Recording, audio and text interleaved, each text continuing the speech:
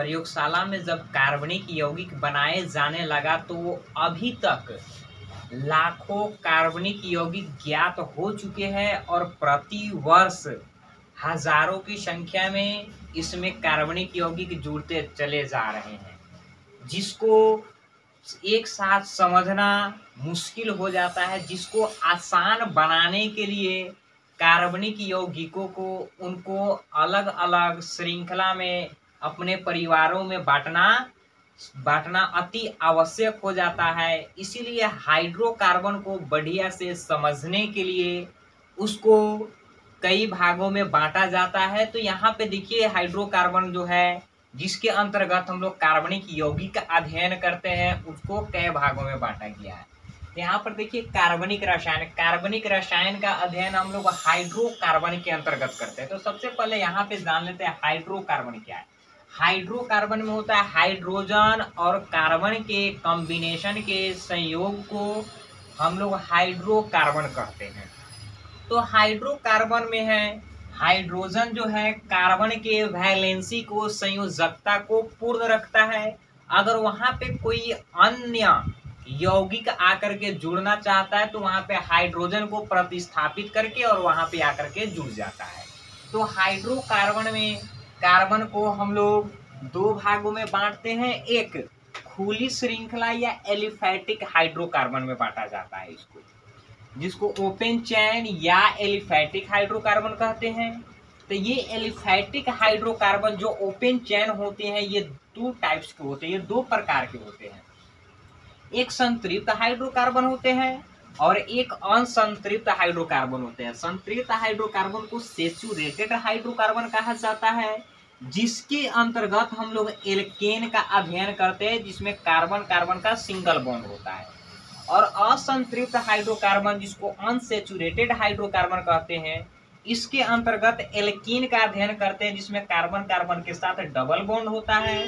और दूसरा जो होता है इसमें एल्काइन का अध्ययन करते हैं जिसमें कार्बन कार्बन के साथ ट्रिपल बॉन्ड होता है। तो एलिफैटिक हाइड्रोकार्बन के अंतर्गत हम लोग दो हाइड्रोकार्बन का अध्ययन करेंगे। एक संतृप्त हाइड्रोकार्बन। तो संतृप्त हाइड्रोकार्बन वैसे हाइड्रोकार्बन होते हैं जिनके अंतर्गत हम लोग कार्बन कार्बन के सिंगल बॉन्ड के बारे में, एकल बॉन्ड के बारे में अध्ययन करते हैं, उसे संतृप्त हाइड्रोकार्बन कहा जाता है। और असंतृप्त हाइड्रोकार्बन जिसके अंतर्गत एल्कीन एल्काइन या कार्बन कार्बन के डबल बॉन्ड या कार्बन कार्बन के ट्रिपल बॉन्ड के बारे में अध्ययन किया जाता है, उसे असंतृप्त हाइड्रोकार्बन कहा जाता है। उसके बाद यहाँ पे बंध श्रृंखला है या चक्रीय हाइड्रोकार्बन। बंध श्रृंखला या चक्रीय हाइड्रोकार्बन जिसे हम लोग क्लोज चैन या साइक्लिक हाइड्रोकार्बन कहते हैं, इसको भी हम लोग दो भागों में बांटते हैं। एक एरोमेटिक हाइड्रोकार्बन और दूसरा एलिसाइक्लिक हाइड्रोकार्बन।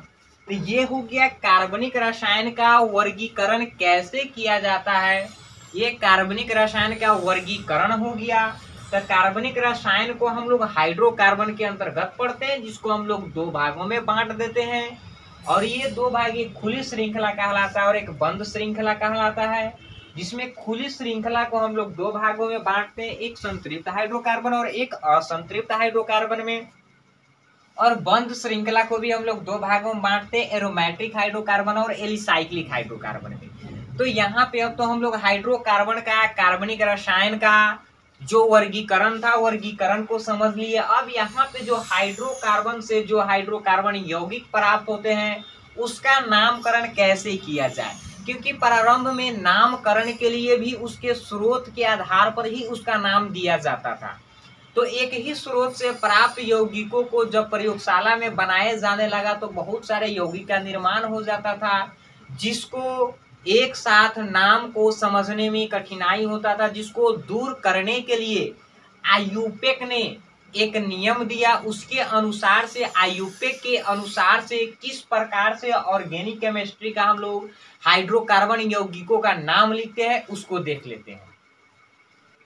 अब हम लोग देखें कार्बनिक यौगिकों का नामकरण। तो कार्बनिक यौगिकों के नामकरण में प्रारंभिक दिनों में कार्बनिक यौगिकों की संख्या कम थी, जिसके लिए उसका नाम उसके स्रोत, उसके गुण के आधार पर उसका नाम रख दिया जाता था। जैसे यहाँ पे यूरिया, यूरिया जैसे मूत्र से प्राप्त होते थे।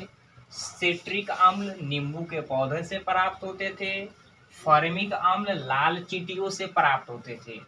तो इसको इसके जो स्रोत से प्राप्त होते थे उन्हीं के आधार पर उनका नाम था। और कभी कभी ऐसा भी होता था कि एक ही यौगिक का 2-3 नाम हो जाते थे। जैसे यहाँ पे मेथेन, मेथेन को हम लोग मार्स गैस भी कहते हैं क्योंकि ये दलहली स्थानों में पाई जाती है। इसको फायर डैम्प भी कहते हैं क्योंकि वायु के साथ विस्फोटक मिश्रण बनाती है। और ये सारे के सारे जो नाम थे ये सभी के सभी नाम साधारण नाम थे, कॉमन नाम थे, कॉमन नेम थे।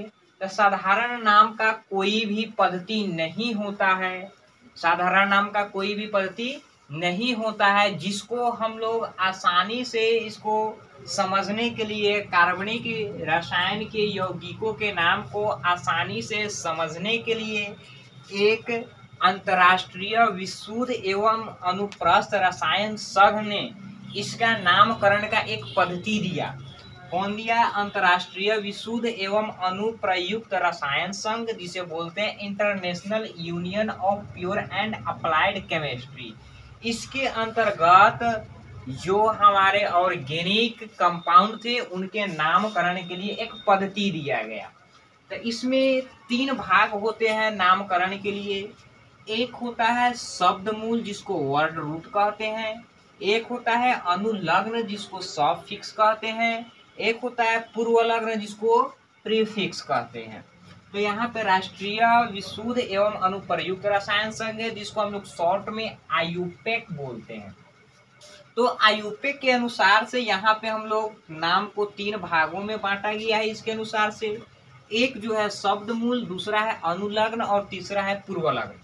तो अब ये तीनों क्या होता है, शब्द मूल क्या होगा, अनुलग्न क्या होगा, पूर्वलग्न क्या होगा, इसको हम लोग देखेंगे अगले वीडियो में। अगर वीडियो अच्छा लगा हो तो वीडियो को लाइक कीजिए, कमेंट कीजिए और शेयर कीजिए।